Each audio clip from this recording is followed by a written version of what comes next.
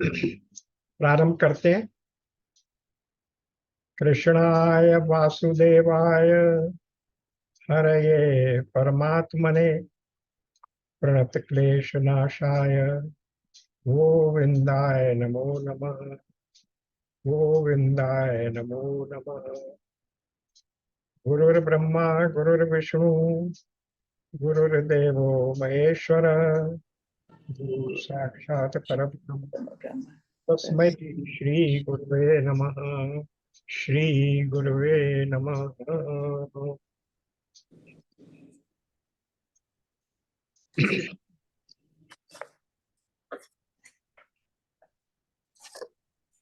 आज हम लोग से संबंधित अध्यात्म ज्ञान से संबंधित सनातन वेदांत सनातन वैदिक धर्म का मुख्य आधार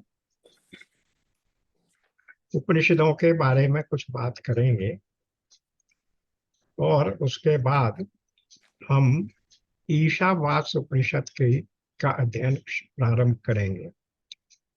तो ये ईशावास्य उपनिषद क्या है ये बाद में बताएंगे। पहले जनरली उपनिषद किसको कहते हैं, उस शब्द का क्या अर्थ है, उसमें कौन सी विद्या है, ये सब समझना आवश्यक है। तो सबसे पहले ये समझें कि उपनिषद शब्द का अर्थ क्या है। उपनिषद शब्द का अर्थ है उप धन नी, उप प्लस नी प्लस सद, उपनिषद। उप का अर्थ होता है निकट। तो जो भी विद्या ब्रह्म के निकट हमें लाने में सक्षम हो उसके लिए हम उप लगा देते हैं। तो उप का अर्थ हो गया कि बिना बीच में किसी व्यवधान के जो हमें ब्रह्म के निकट से निकट ला सके उस विद्या को हम उप कहेंगे। तो जैसे हम उपासना, उपधन आसन, हम आसन लगा के भगवान के आसन के निकट उप आसन में बैठे हैं। भगवान आसन पर बैठे हैं, मूर्ति हमारे सामने आसन पर है और हम वहां सामने बैठे हैं। तो हम उप आसन, भगवान के निकट, उनके आसन के निकट बैठ के हम पूजा अर्चना कर रहे हैं।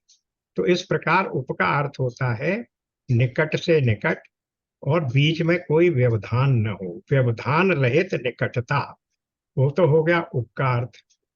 अब दूसरा शब्द है नि।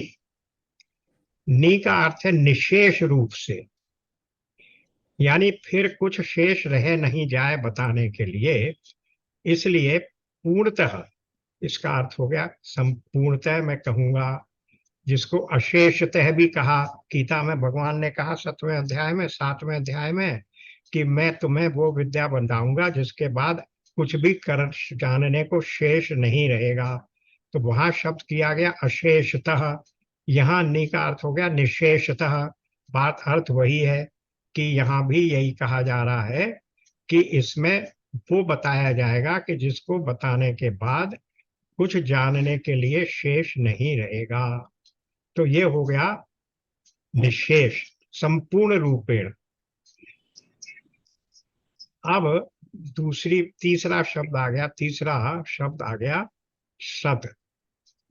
सद शब्द के दो अर्थ होते हैं, बल्कि तीन अर्थ है। एक अर्थ है विशीर्ण यानी विनाश करना, विशरण यानी विनाश, सद का एक अर्थ है। सद का एक अर्थ हुआ ये विनाश करना। दूसरा अर्थ है ज्ञान।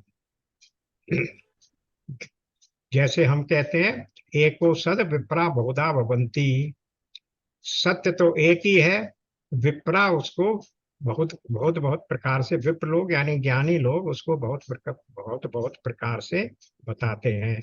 तो एको सद विप्रा बहुधा भवंती, बहुत बहुत प्रकार से बताते हैं। तो सत का दूसरा अर्थ हो गया सद शब्द का ज्ञान, और तीसरा अर्थ है अवसादन करना, यानी शिथिलीकरण करना, उस हमारा संसार से शिथिलीकरण करना, इस में सेंस में भी उपनिषद सद शब्द की बात आती है। तो उपनिषद शब्द के उपधन नि धन शद कुल मिला के पूरा उपनिषद के दो अर्थ हो सकते हैं। एक अर्थ क्या है कि ब्रह्म के प्रति हमारे ज्ञान के बीच में, यानी एक ऐसा ग्रंथ जो हमें ब्रह्म के निकट बिना बीच में किसी व्यवधान के ब्रह्म के निकट पहुंचने के लिए ब्रह्म ज्ञान दिलाता है। यानी व्यवहार रहित संपूर्ण ज्ञान, किसका ज्ञान? ब्रह्म का ज्ञान। तो वो हो गया उपनिषद।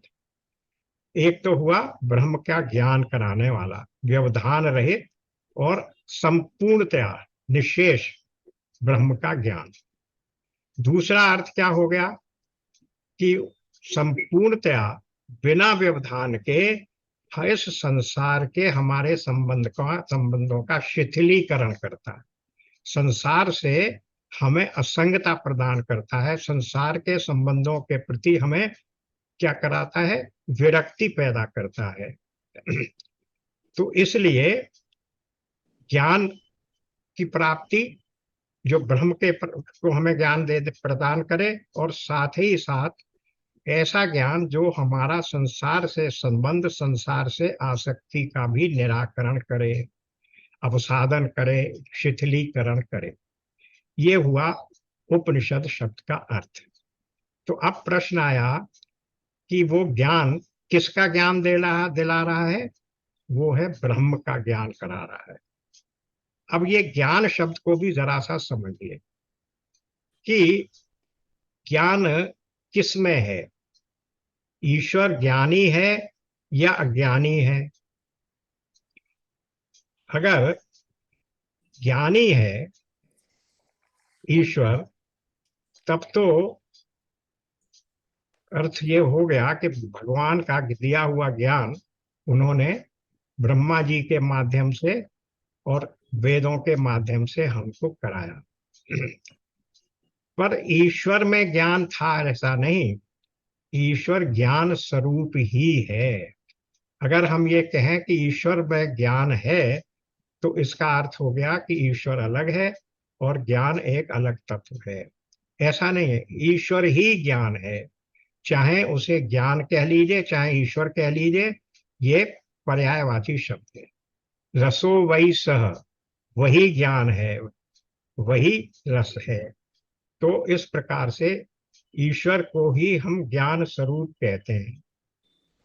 और यदि ये कहा जाए कि ईश्वर तो ज्ञानी था, तो अगर अज्ञानी था तो फिर उसने ज्ञान बनाया कैसे? अज्ञानी तो ज्ञान नहीं दे सकता है।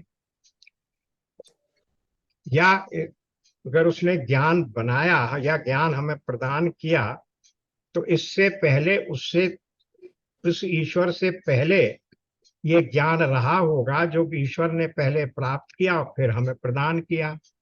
तो ये भी नहीं हो सकता, क्योंकि फिर हमें ज्ञान की सत्ता ईश्वर से अलग माननी पड़ेगी। तो ना तो हम ईश्वर को अज्ञानी कह सकते हैं, ना ईश्वर को हम ईश्वर में ज्ञान है ये नहीं कह सकते। हम क्या कहते हैं कि ईश्वर ज्ञान स्वरूप है, ज्ञान ही है। ज्ञान और ईश्वर पर्यायवाची शब्द हैं। तो अब ईश्वर कहिए या ब्रह्म कहिए, तो वो ब्रह्म ही ज्ञान है और ज्ञान ही ब्रह्म है। तो ऐसी विद्या जो हमें उस ब्रह्म के बारे में ज्ञान कराए, उस विद्या का नाम है, वो उस विद्या का नाम है उपनिषद। उपनिषद किसी एक विशेष ग्रंथ का नाम नहीं है। उपनिषद उस विद्या का नाम है जिस विद्या के द्वारा हमें ब्रह्म का ज्ञान निर्विशेष रूप से, जितना अधिक से अधिक हो सके वो ज्ञान प्राप्त हो, और संसार से हमारा शिथिलीकरण हो। क्योंकि ये दोनों चीजें भी आपस में कनेक्टेड है। यदि संसार से शिथिलीकरण नहीं होगा तो हमारा ब्रह्म से ज्ञान प्राप्त करने की उत्कंठा ही हमें पैदा नहीं होगी। इसलिए उपनिषद दोनों ही कार्य करता है, संसार के प्रति वैराग्य और ब्रह्म के प्रति ज्ञान। क्योंकि जब तक ज्ञान नहीं होगा तब तक हमारी ब्रह्म से प्रीति नहीं हो सकती। तुलसीदास जी ने क्या कहा कि बिन प्रतीति होय न प्रीति। प्रतीति का अर्थ है जब तक उसके बारे में ज्ञान, उसके बारे में विश्वास नहीं हो तब तक हमारी उसके प्रति श्रद्धा नहीं हो सकती। बिनु प्रतीति होय नहीं प्रीति और बिनु प्रतीति होय नहीं दृढ़ति। हमारी दृढ़ता नहीं बढ़ती जब तक हम उस वस्तु के बारे में जान न लें, किसी व्यक्ति के बारे में हम जान न लें, तब तक हमारी उससे प्रीति कैसे होगी। इसीलिए यही है कि इसलिए जब तक हम ब्रह्म को जान न लें तब तक हम ब्रह्म को प्राप्त करने या ब्रह्म के वास्तविक स्वरूप को जानने की उत्कंठा हम में कहां से पैदा हो। तो ये जो ब्रह्म के बारे में ज्ञान है, इस ज्ञान को देने वाले ज्ञान को ही, इस ज्ञान को हमें देने वाले ज्ञान को ही हम उपनिषद शब्द से कहते हैं। It is not the name of a particular book.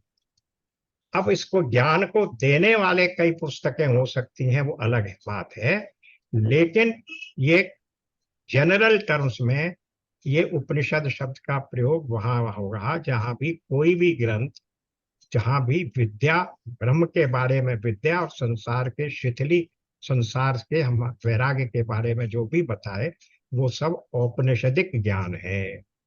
ये हुआ उपनिषद शब्द का अर्थ या औपनिषदिक ज्ञान।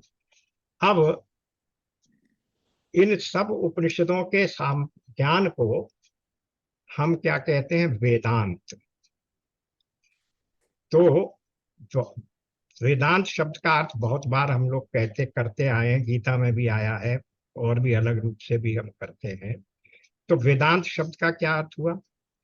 वेदांत का अर्थ है वेदों का अनंत, वेदों का उत्तर भाग। तो जैसे वेद में बार बार हम जान चुके हैं 3 भाग होते हैं। एक है कर, कर्म कर्म कांड, दूसरा है उपासना कांड और तीसरा है ज्ञान कांड। तो कर्म कांड में तो अनेकों प्रकार के यज्ञ आदि और दूसरे कर्म कांड बताए गए हैं जिनसे व्यक्ति को मोक्ष, व्यक्ति को स्वर्ग आदि प्राप्त हो सकते हैं या अपनी कामना की पूर्ति हो सकती है। हमने यज्ञ किए, विशेष प्रकार के यज्ञ किए तो हमें स्वर्ग मिल जाएगा। हमने पुत्रेष्टि यज्ञ किया तो हमें पुत्र मिल जाएगा। हमने राजसूय यज्ञ या अश्वमेध यज्ञ किया तो हमें राज्य मिल जाएगा। तो इस प्रकार के अनेकों यज्ञ और दूसरे प्रकार के कर्म कांड वेद के उस हिस्से में है। और वेद और बृहद के अंग जिनमें आरण्यक और ब्राह्मण 2 शब्द कहलाते हैं, उनको मिलाकर कुल 1,00,000 श्लोक वेद में है। तो उन 1,00,000 श्लोक में से 80,000 श्लोक कर्म कांड के हैं। क्यों है भाई ऐसा? क्योंकि 80% ही नहीं, 99% हम में से सब लोग किसी ना किसी प्राप्तव्य की प्राप्ति के लिए ही कर्म करते हैं। इसलिए उन सब लोगों की इच्छा भी पूर्ति हो जाए, इसलिए वेद में भगवान ने वो सब भी उपासना बता दी, हमें वो सब भी कर्मकांड बता दिया जिससे काम कर्म कामना वालों की पूर्ति हो, की कामनाओं की पूर्ति हो जाए। ये 80,000। फिर उपासना कांड। उपासना का अर्थ होता है वही, जैसा मैं भी कह रहा था, भगवान को अपने निकट जानकर या भगवान के निकट अपने को जानकर बैठाते हुए उनके नजदीक बैठकर हम उनके बारे में उनकी स्तुति करें, उनके बारे में सोचें, उनकी पूजा करें, जो भी करें वो उपासना कांड है। ऐसे हैं 16,000 श्लोक। तो ये हो गए 80 + 16 96। और मात्र 4,000 श्लोक ज्ञान के हैं। तो ये एक विभाग है। तो वेदांत कहने का अर्थ ये नहीं है कि वेद के अंतिम भाग में है तो वेद में सबसे गलत चीज या सबसे गौण चीज है वो वेदांत है, बल्कि वेदांत वो है जो वेद का सार है। अंत शब्द कहाँ से आता है, इसको जरा सा समझिए। एक दूसरा शब्द है सिद्धांत। सिद्धांत का अर्थ क्या होता है, और वो सिद्धांत कैसे बनता है?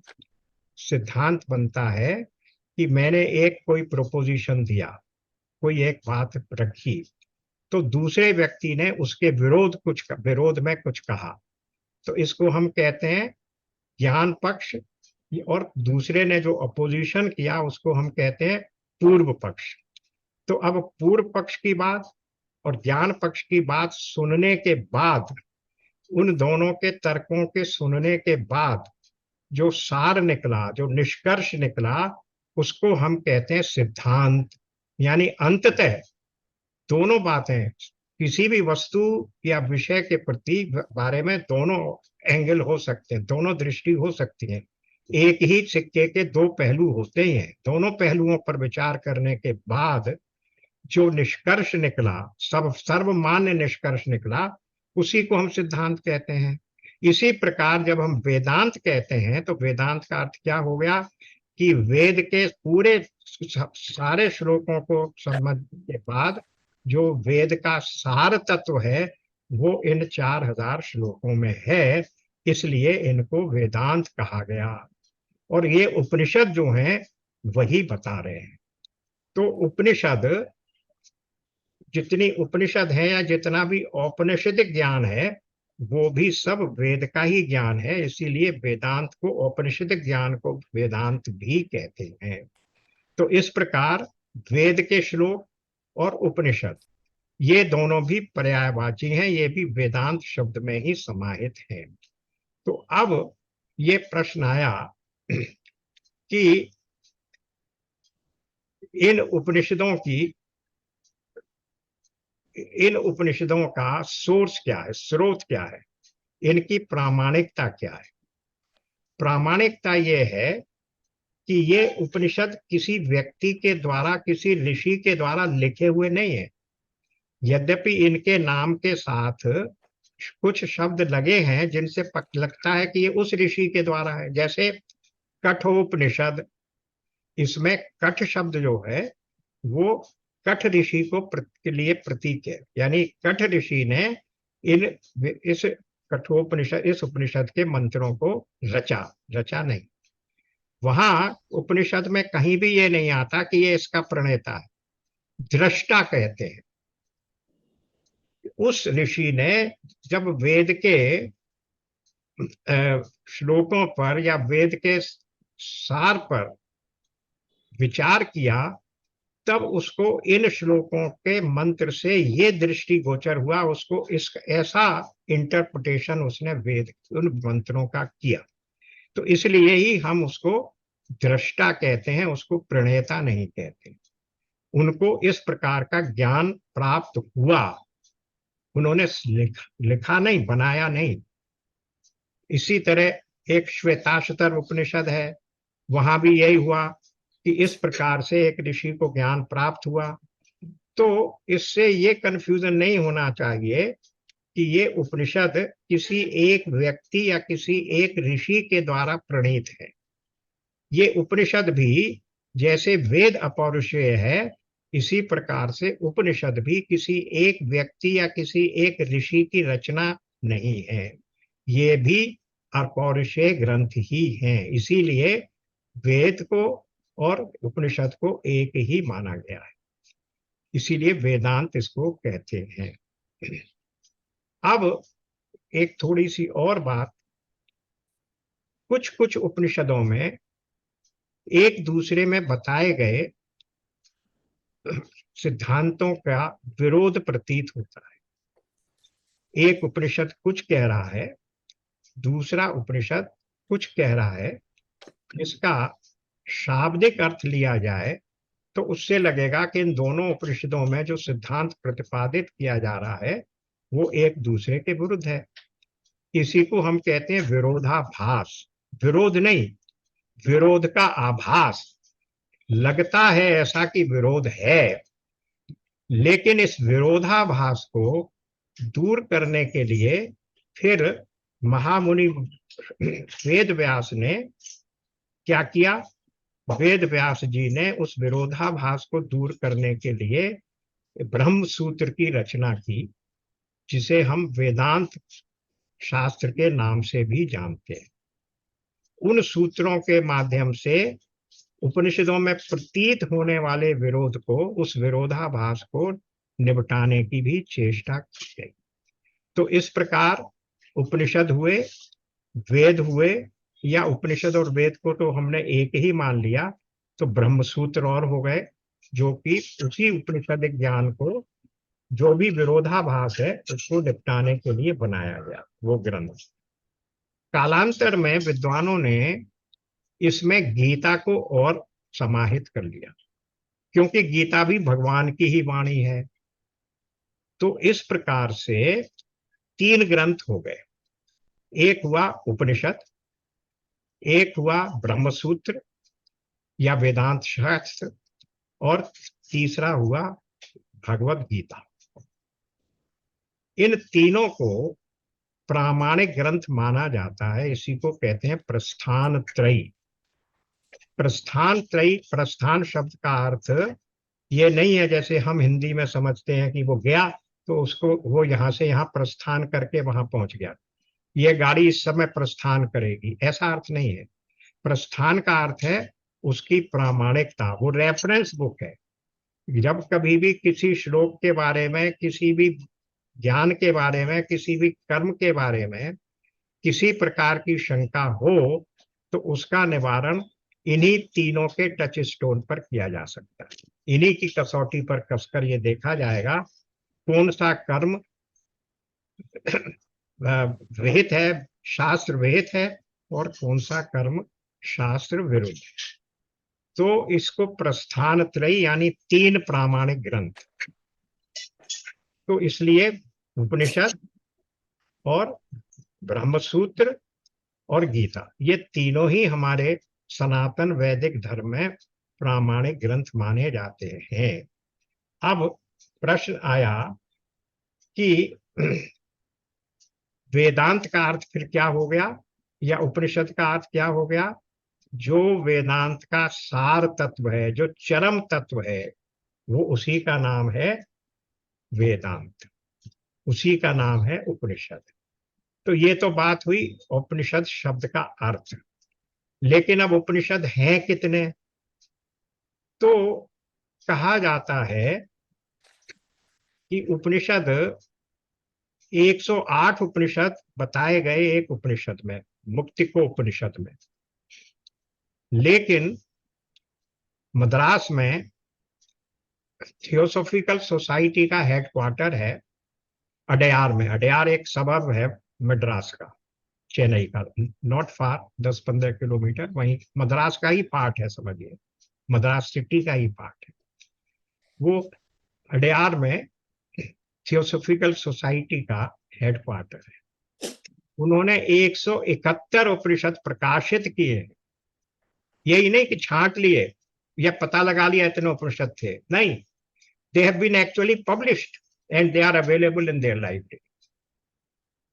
तो इतने सारे उपनिषद हैं, किंतु उनमें से केवल 11 उपनिषद ही प्रायः हम लोगों में पॉपुलर है, और उनका ही अध्ययन और अध्यापन किया जाता है।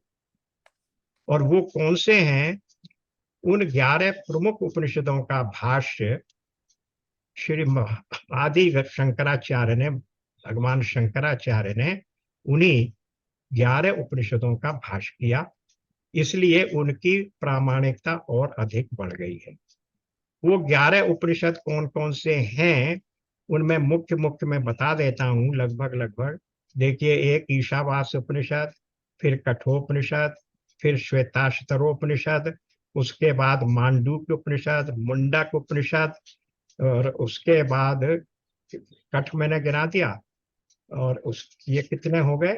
11 नहीं हुए अभी? अच्छा, फिर और क्या है? ऐतरेय उपनिषद, प्रश्न उपनिषद, केन उपनिषद, इस प्रकार से ये लगभग 11 उपनिषद हैं। इन सभी पर भगवान शंकराचार्य ने भाष्य लिखा है, यानी इनकी कमेंट्री, इनको समझाया है। और वही भाष्य हम लोग भी प्रामाणिक मानकर, जितने भी शंकर अद्वैत सिद्धांत के मानने वाले हैं, वो उसी कमेंट्री से प्रभावित हो, मतलब गाइडेड होते हैं। जिस प्रकार से गीता की भी जो कमेंट्री भगवान शंकराचार्य ने की हुई है, वो शांकर वेद पद्धति से ही हम लोग गीता का इंटरप्रिटेशन करते हैं, जो कि हम लोग आजकल कर रहे हैं, वेदांतिक इंटरप्रिटेशन ऑफ गीता। तो वो काहे पर बेस्ड है? वो भी भगवान शंकराचार्य की भाष्य पर ही आधारित है। जो गीता का इंटरप्रिटेशन है भगवान शंकराचार्य का, उसी के आधार पर उसी को और समझाते हुए गीता का अध्ययन किया जाता है। तो अब इनमें से एक सबसे महत्वपूर्ण उपनिषद कौन सा है? वो सबसे महत्वपूर्ण उपनिषद है ईशावास्य उपनिषद। वो क्यों है ऐसा महत्वपूर्ण उपनिषद? क्योंकि वो ऋग्वेद की जो संहिता है उसका अंतिम भाग है। यानी मैंने अभी बताया कि जैसे 4 वेद हैं, ऋग्वेद, यजुर्वेद, सामवेद और अथर्ववेद। अब ये तो मूल संस्था संहिता है, जिसको कहते हैं मूल ग्रंथ हुए। फिर 2 भाग और हैं जो इनके सब्सिडियरी हैं, सप्लीमेंट्री हैं कह लीजिए। वो क्या है? एक को ब्राह्मण कहते हैं और एक को आरण्यक कहते हैं। तो उनमें भी जो कुछ कहा गया है वो भी उपनिषद ही कहा जाता है। उन आरण्यक और ब्राह्मण में भी जो कुछ कहा गया है वो भी वेद का ही हिस्सा है, क्योंकि इसलिए उन्हें भी उपनिषद मानते हैं।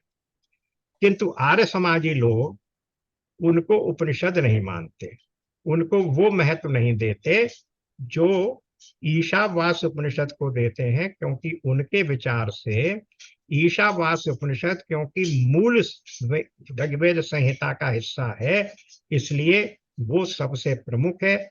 और बाकी के जितने उपनिषद हैं वो ब्राह्मण और आरण्यक भागों का हिस्सा होने के कारण वो गौण है।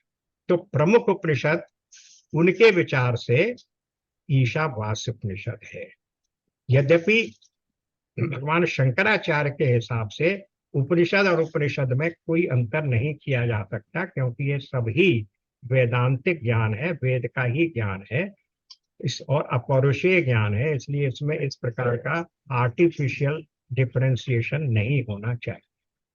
खैर, फिर भी ईशावास्य उपनिषद का महत्व अपने आप में बना ही रहता है, इसमें कोई दो राय नहीं है।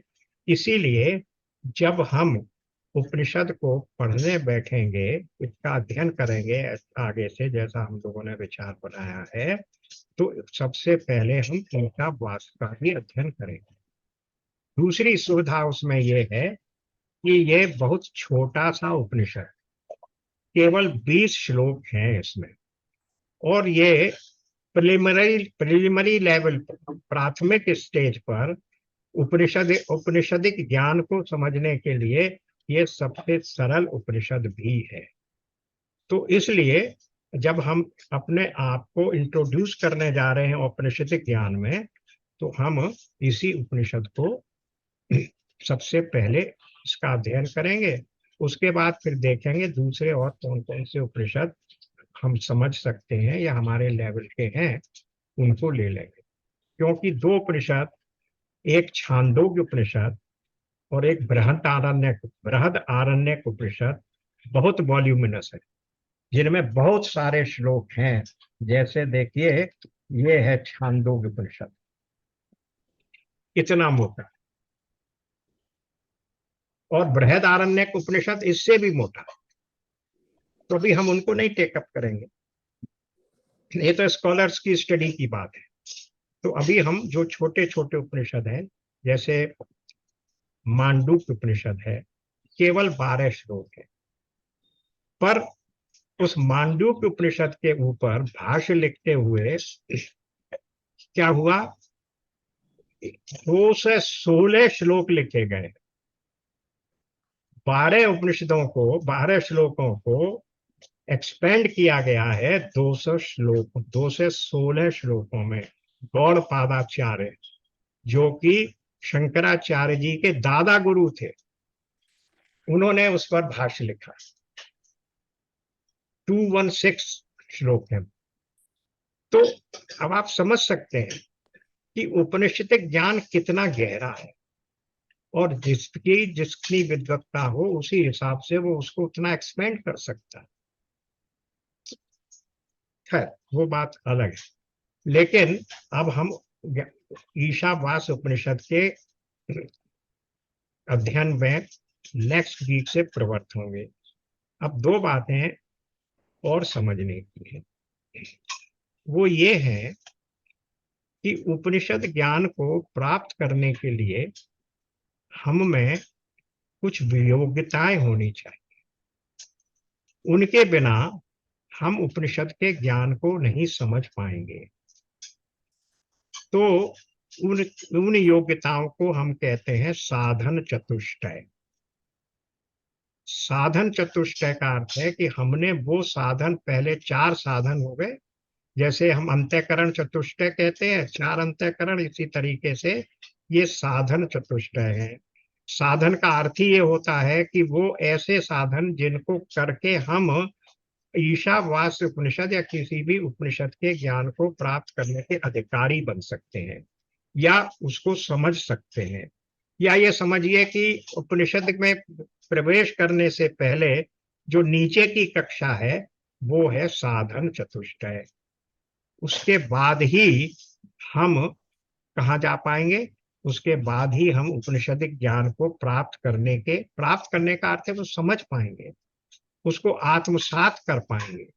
वरना उतना नहीं होने से हम उसको सुन भले ही लें, लेकिन उसको आत्मसात करना यानी समझ पाना थोड़ा कठिन होगा।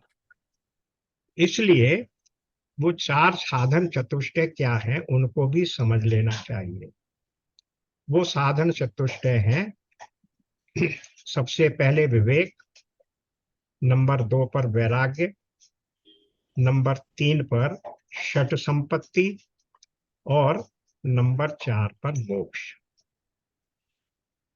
मोक्ष का अर्थ है मुमुक्षुत्व, यानी मोक्ष प्राप्त करने की कामना। क्योंकि उसी कामना के लिए ही तो हम ये सारे उपनिषद इत्यादि पढ़ रहे हैं। अब यहाँ एक शब्द और आ गया, मोक्ष। इसको भी थोड़ा समझ लें। मोक्ष का अर्थ क्या है? मोक्ष का अर्थ ये है कि जो हम कर्म और कर्म के भोक्तापन से कर्म किया, उसका फल भोगा, और फिर उसका फल भोगने की प्रक्रिया में हमने फिर और कर्म कर दिए, फिर उन और कर्मों का नया फल क्रिएट हो गया, और फिर इस प्रकार से कर्म, पहले कर्म और उसके बाद फल भोग, और उस फल भोग के साथ फिर नया कर्म, फिर उसका फल भोग। ये एक प्रवाह रूप से अनंत चक्र चलता रहता है। इस अनंत चक्र को, इस बंधन को, इसी को बंधन कहते हैं। इसी को हम समझते हैं कि ये जन्म मरण का बंधन है। इससे मुक्ति पाना ही मोक्ष कहलाता है। मोक्ष का अर्थ ही है मुक्ति। कि किससे मुक्ति? इस जन्म मरण के चक्र से मुक्ति। बार बार जन्म लेना, बार बार मरण को प्राप्त होना, फिर जन्म लेना। इस विषय पर बहुत चर्चा हम लोग कर चुके हैं। तो अब सबसे पहला क्या हुआ? विवेक। अब विवेक क्या है? विवेक का अर्थ यह है कि हमें जो अंतःकरण चतुष्टय में बुद्धि मिली हुई है, उस बुद्धि में ये क्लैरिटी होनी चाहिए, स्पष्टता होनी चाहिए कि हम ये समझ पाए कि क्या नित्य है और क्या अनित्य है। नित्य का अर्थ क्या है? वही सत और असत, क्या सत है और क्या असत है। गीता के क्या कहा गया वहां? सत असत और दोनों को डिफाइन किया गया 2.15 में। देखिए क्या कहा, 2.15।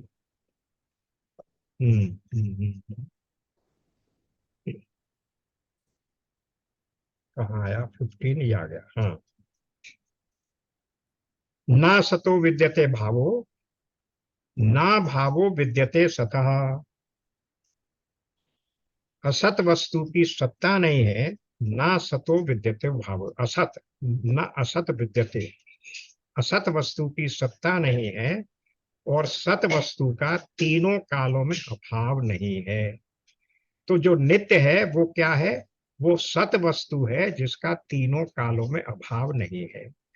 और असत वो है जिसको हम अनित्य भी कहते हैं, कि जो नित्य नहीं है वो अनित्य है बाय डेफिनेशन। तो नित्य क्या है और अनित्य क्या है, सत्य क्या है असत क्या है, धर्म क्या है अधर्म क्या है, करने योग्य क्या है नहीं करने योग्य क्या है, यानी शास्त्र विहित और शास्त्र निषिद्ध क्या है, और ग्रहण करने योग्य क्या है और त्यागने योग्य क्या है, बुद्धि के इस विशेषता को ही विवेक कहा जाता।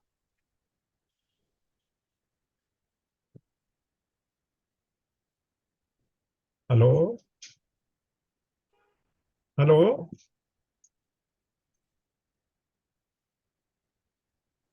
हेलो। तो अब इसका अर्थ यह हुआ कि नित्य को अनित्य से अलग करना। हम अभी अपने को इसी पर कन्फाइन करते हैं, बाकी चीजें उसी से फॉलो करती हैं। नित्य अनित्य को जान लिया तो सत असत को जान लिया, धर्म अधर्म को जान लिया। हेलो। राधे राधे। आप आ जाइए, 5 बजे तक आ जाइए। अच्छा अच्छा, चलो कोई बात नहीं। फिर मैं बात करता हूँ, एक आधे घंटे बाद बात करता हूँ आपसे। जी। तो जैसे दाल और चावल को अलग अलग करना है, या दाल और कंकड़ को अलग अलग करना है, ये विवेक है। तो ये हुआ विवेक। अब जब हमने ये अलग समझ लिया कि क्या नित्य है क्या अनित्य है, तब हमें क्या होगा, फिर दूसरी स्टेज आएगी वैराग्य। वो वैराग्य क्या है?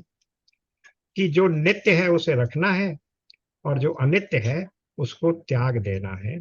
उसको फिर हम कहेंगे वैराग्य। यानी जो त्यागने, जो नित्य नहीं है उसको त्यागना, इसको वैराग्य कहेंगे। लेकिन भगवान शंकराचार्य ने एक बात और बताई। केवल अनित्य को समझने भर से हम उसको त्याग नहीं पाएंगे। नित्य और अनित्य का विवेक करके भी हम उसको त्याग नहीं पाएंगे, जब तक उस अनित्य में हमें दोष नहीं, दोष बुद्धि उसके प्रति पैदा नहीं हो। वो वस्तु अनित्य है, लेकिन हमारे लिए वो इतनी दोष युक्त है कि हम उसको रख नहीं सकते। वो हमें पाप में प्रवृत्त करने वाली है, या हमें मोक्ष के मार्ग में बाधा उत्पन्न करने वाली है। जब तक उस अनित्य वस्तु में भी दोष नहीं दिखाई देगा, तब तक हमारा उसके प्रति वैराग्य नहीं हो सकता। इसलिए वैराग्य में जिस वस्तु के प्रति हम वैराग्य प्राप्त करना चाह रहे हैं, या जिसको हम त्याज्य समझ रहे हैं, उसको भी त्यागने की इच्छा तब होगी जब हमें उसमें दोष प्रकट हो। इसलिए वैराग्य के साथ साथ उसमें दोष बुद्धि भी होनी चाहिए। तो विवेक हो गया, वैराग्य हो गया। इसके बाद साधन चतुष्टय में तीसरा आता है षट क्या है, षट बुद्धि, संपत्ति। षट संपत्ति। अब वो षट संपत्ति क्या है? शम, दम, तितिक्षा, श्रद्धा, साधना और उपरामता। 6 हो गए। शम और दम हम जानते हैं। शम क्या है? मन का नियंत्रण। दम क्या है? इंद्रियों का नियंत्रण। फिर उसके बाद तितिक्षा। तितिक्षा कि जो भी कुछ हमारे सामने आ रहा है उसको आगम अपायनो, आने जाने वाला समझकर हम उसको सहन करें। जैसा कि गीता के 2.14 में भी कहा गया कि ये जैसे सर्दी गर्मी आती है उसी प्रकार हम इसको भी समझें। क्या कह रहे? मात्रा स्पर्शास्तु कौन्तेय शीतोष्ण सुख दुख दा आगम अपायनो नित्य ताम तितिक्षस्व भारत। हे कुंती पुत्र, सर्दी गर्मी और सुख दुख को देने वाले इंद्रिय और विषयों के संयोग तो उत्पत्ति विनाशील और अनित्य हैं, आने जाने वाले हैं, जैसे सर्दी और गर्मी आने जाने वाली है। इसलिए भारत तू उनको सहन कर। तो तितिक्षा शब्द का अर्थ होता है कि ये जो संसार में जब तक हम उस वैराग्य की उस स्थिति को प्राप्त नहीं कर लेते हैं तब तक हमें इन आने जाने वाले सुख दुखों को, राग द्वेष इत्यादि को सहन कर लेना चाहिए, यानी उनसे विचलित नहीं होना चाहिए, हम उनको सहन कर लें। तो ये हुई तितिक्षा। अब उसके बाद आता है उपरामता। उपरामता का अर्थ क्या है? उपरामता का अर्थ है कि संसार के जितने भी प्रपंच में हम फंसे हुए हैं उनसे हम अपने आप को अलग कर लें। एक स्थिति ऐसी आनी चाहिए कि जब हम कह सकें कि अब हमने संसार से में बहुत कर लिया, अब संसार से हम अलग होना चाहते हैं, अब यहाँ तक आ गए और no more, thus far and no further। ये हुआ उपरामता कि हमने अब सांसारिक पचड़ों में फंसने से, सांसारिक विषयों में आकृष्ट होने से उपरामता ग्रहण कर ली। तो ये तीन हो गए, दम, दम, तितिक्षा और उपरामता, चार हो गए। अब आता है एक श्रद्धा और एक समाधान। श्रद्धा का अर्थ है कि जब तक हमारी शास्त्रों में और शास्त्रों को का ज्ञान देने वाले गुरु में, ज्ञानी में श्रद्धा नहीं होगी तब तक हम उस ज्ञान को प्राप्त कर ही नहीं पाएंगे। इसलिए इस षट संपत्ति में सबसे मुख्य चीज है उपरामता। और ये दूसरी बात आ गई अभी जो हम देख रहे थे, श्रद्धा। अगर उसमें गुरु में श्रद्धा नहीं है तो वो गुरु जो आपको अर्थ बता रहा है वो आप समझेंगे ही नहीं। और अगर शास्त्र में श्रद्धा नहीं है तो जिस शास्त्र को पढ़ाया जा रहा है उसको भी आप पढ़ने ही क्यों आएंगे, और पढ़ने में भी आएंगे तो उसमें से तीन तमाम दोष निकालेंगे, कमियां निकालेंगे, तो आप कभी नहीं समझ पाएंगे। गीता के 4थे अध्याय में भी यही कहा गया कि ज्ञान कहाँ से प्राप्त होगा? ज्ञान प्राप्त होगा ज्ञानिनः तत्वदर्शिनः, उनके पास जाओ, तद विद्धि प्रणिपातेन, फिर परिप्रश्नेन सेवया, उनके पास जाकर उनको प्रणिपात करके उनकी सेवा करो। फिर क्या होगा? फिर क्या करेंगे? वो आपको ज्ञानी लोग जो हैं ज्ञान देंगे, उपदेक्षन्ति ते ज्ञानम, आपको ज्ञान का उपदेश करेंगे। और कौन लोग करेंगे? ज्ञानिनः तत्वदर्शिनः, जो ब्रह्म विद्या को जानते हैं, अनुभव कर चुके हैं ब्रह्म का, ब्रह्म विद्या का, और ज्ञानी भी हैं, यानी जिसको हम क्या कहते हैं, श्रोत्रिय ब्रह्मनिष्ठ, ब्रह्म में निष्ठा है और शास्त्रों को जानने वाले हैं, वो पढ़ाएंगे। लेकिन उसके साथ फिर ये क्या कहा गया आगे?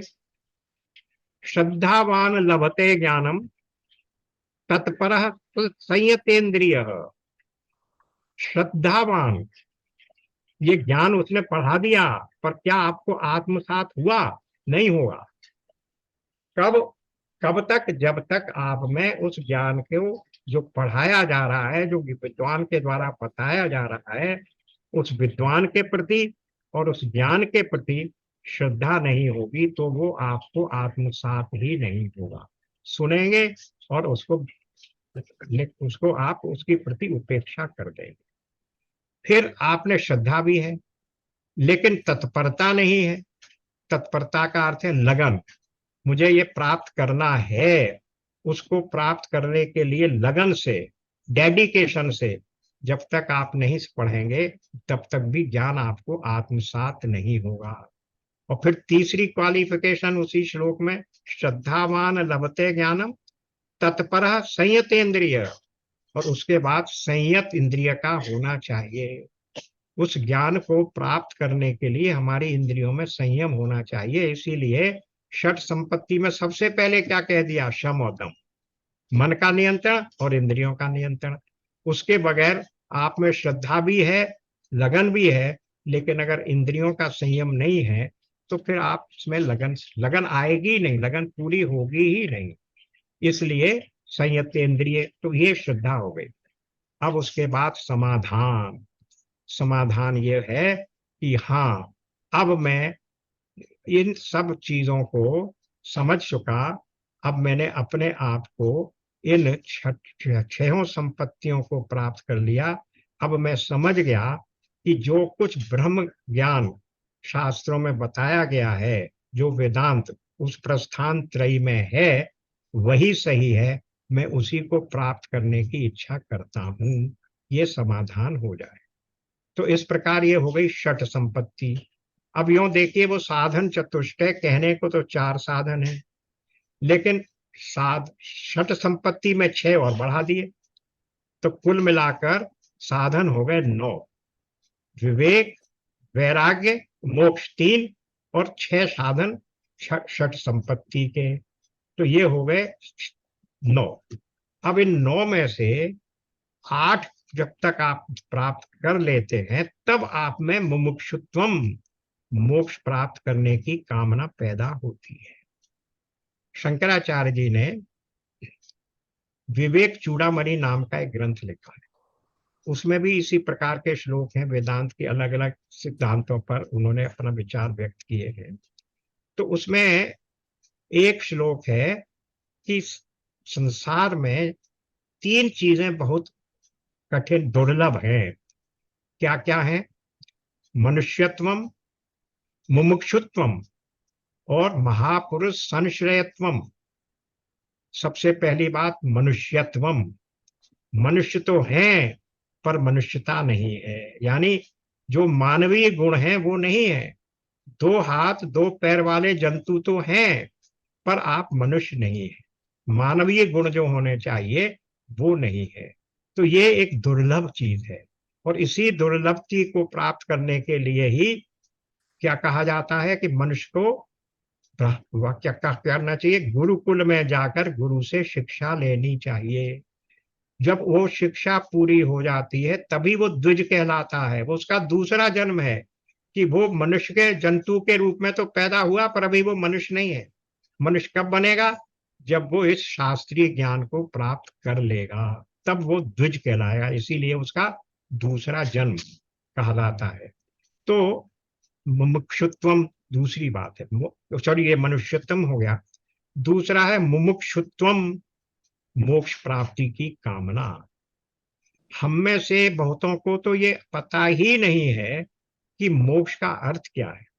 क्यों नहीं पता है? जब तक हमें ये एहसास न हो कि हम बंधन में हैं। हाँ, ये जन्म मृत्यु का चक्र ही हमारा बंधन है। ये संसार क्या है? दुखालय, अशाश्वतम, फिर अनित्यम, असुखम। 2 बार गीता में ये शब्द प्रयोग किए गए। एक बार कहा गया दुखालय और अशाश्वतम, दुख का घर है, और असार है, अशाश्वत है, मिटने वाला है। फिर उसी बात को दूसरे श्लोक में, दूसरे अध्याय में कह दिया अनित्यम असुखम। अनित्य है वही बात, अशाश्वत का अर्थ हो गया अनित्यम, और असुखम यानी जिसमें सुख नहीं है। उन्हीं 2 बातों को फिर से इन 2 शब्दों से रिपीट कर दिया। इसका मतलब यह है कि ये सारा संसार दुख का घर है। इस दुख के घर से मुक्त होने की कामना होगी तभी तो आप मोक्ष की प्राप्ति करेंगे। लेकिन अगर आपको ये पता ही नहीं है, या आपको ये अनुभव ही नहीं है कि हम किसी दुख में हैं, या ये जन्म मृत्यु का चक्र हमारे लिए दुखदायक है, तो फिर आप मोक्ष की कामना क्यों करेंगे? अगर जेल में बहने वाला व्यक्ति ये समझता है कि मैं तो यहीं बड़े मौज से हूं, न खाने की चिंता करनी है, न कमाने की चिंता करनी है, मुझे तो सरकार से मिल रहा है, तो फिर वो जेल से छूटने की कोशिश क्यों करेगा? और सब तरफ से मेरी सुरक्षा है। तो जब तक ये अनुभव ना हो, ये पीड़ा ना हो कि मुझे इस दुखमय संसार से मुक्त होना है, इस जन्म मरण के चक्र से मुक्त होना है, तब तक आप मोक्ष की प्राप्ति की कामना ही नहीं करेंगे। यही सबसे बड़ा दुख है। इसी बात की अवेयरनेस लानी है कि मैं बद्ध हूं, बंधन में हूं, तब तो आप मोक्ष ढूंढेंगे। इसलिए वो कहते हैं मुमुक्षुत्वम भी बड़े दुर्लभ चीज है। अब ये मनुष्यत्वम भी है आप में, मुमुक्षुत्वम भी है, तो फिर ये प्राप्त कैसे होगा? फिर वहीं आ गए ज्ञान न तत्वदर्शिना महापुरुष संश्रयम। सबसे तीसरी बात, किसी महापुरुष, किसी श्रोत्रिय ब्रह्मनिष्ठ ज्ञानी गुरु के संश्रय में, आश्रय में जाकर ही आप में ये दोनों क्वालिफिकेशन पैदा हो पाएंगी। इसलिए उन्होंने कहा कि ये तीन वस्तुएं बड़ी दुर्लभ हैं। और कैसे हैं? इन दी सेम ऑर्डर।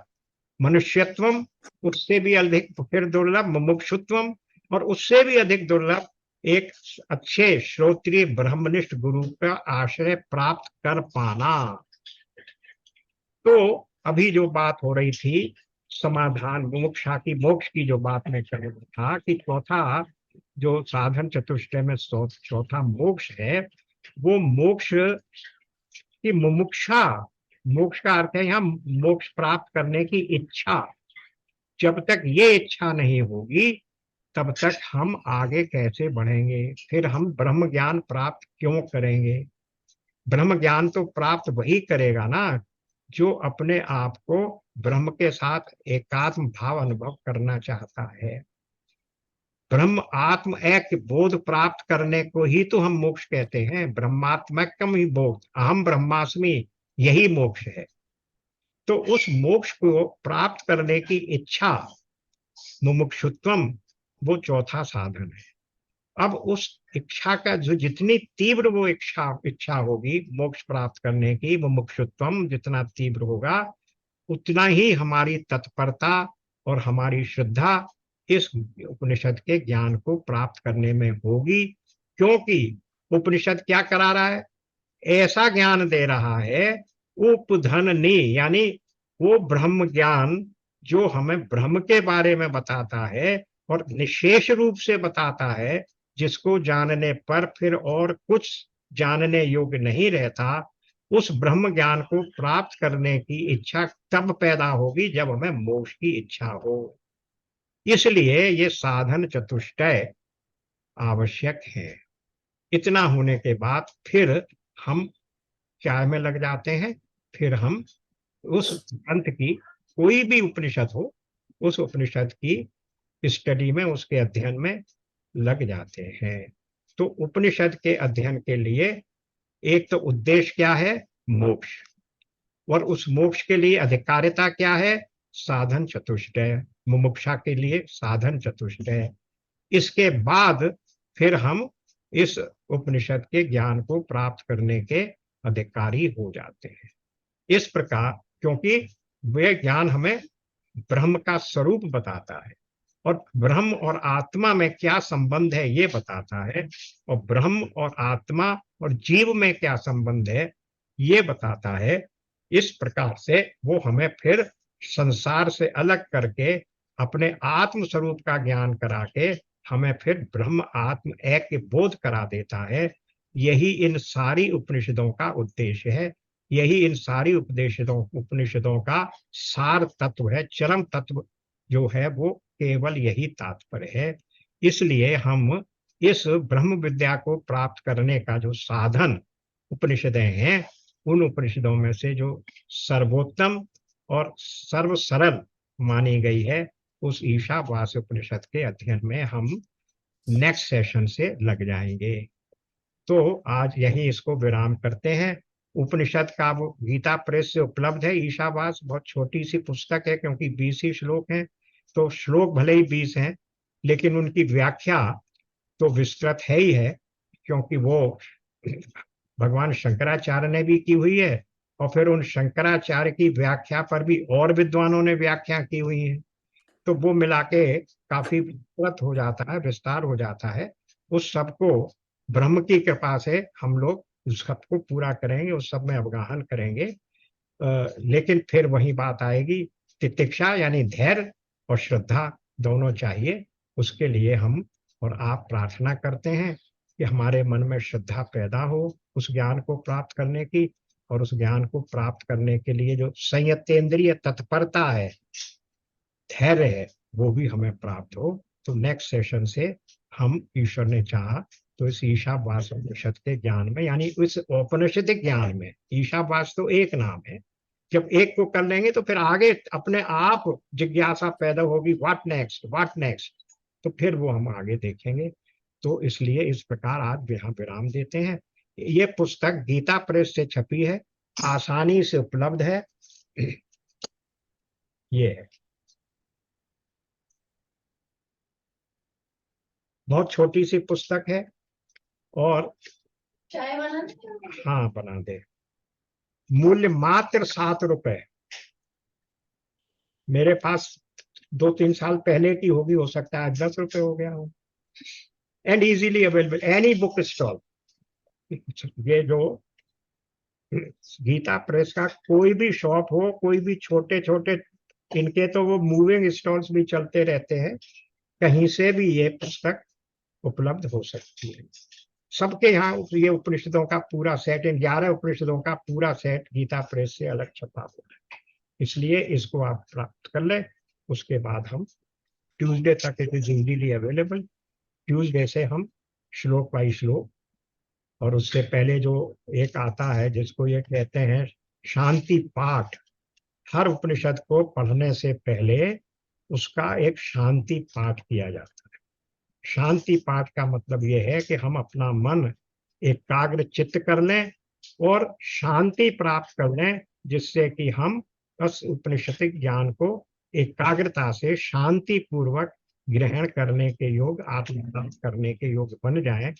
तो वो हर उपनिषद के प्रारंभ में एक एक शांति पाठ है, वो भी वेद के किसी न किसी श्लोक के किसी न किसी मंत्र का ही यहाँ पर अलग अलग छाट के उपनिषदों में रख दिए गए हैं। तो वो भी अपने आप में महत्वपूर्ण है। तो व्याख्या वहीं से शुरू होती है, शांति पाठ से, उससे ही हम लोग शुरू करेंगे। और आज इसी के साथ विराम करते हैं। ओम पूर्णमदः पूर्णमिदं पूर्णात् पूर्णमुदच्यते पूर्णस्य पूर्णमादाय पूर्णमेवावशिष्यते। ओम शांति शांति शांति। शांति। नारायण नारायण। नारायण। राधे राधे। राधे राधे। नमस्कार। नमस्कार। नमस्कार।